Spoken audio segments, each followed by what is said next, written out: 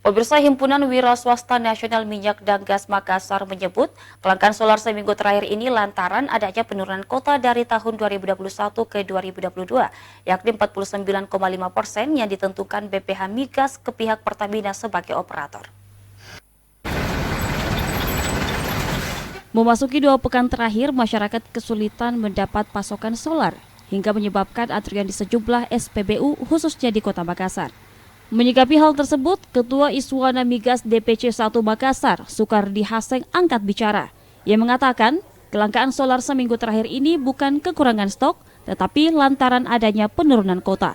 Khususnya di Makassar misalnya, dari tahun 2021 ke 2022 ini, penurunan kota yang ditentukan BPH Migas 49,5% atau di tahun 2021 kota solar sebesar 70,432 kiloliter.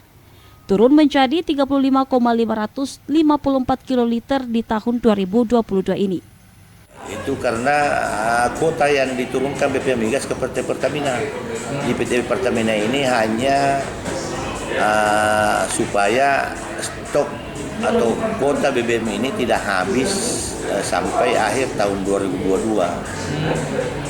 Jadi dia semacam mengatur solar ini supaya tidak habis kuotanya sampai akhir tahun.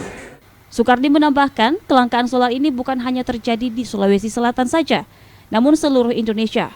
Langkah antisipasi Iswana Migas agar tidak terjadi kelangkaan yang berkepanjangan, yakni secepatnya akan bersurat ke Gubernur Sulawesi Selatan untuk menambah kota sebesar-besarnya guna memenuhi permintaan solar. Asis Sisi, Sulawesi TV.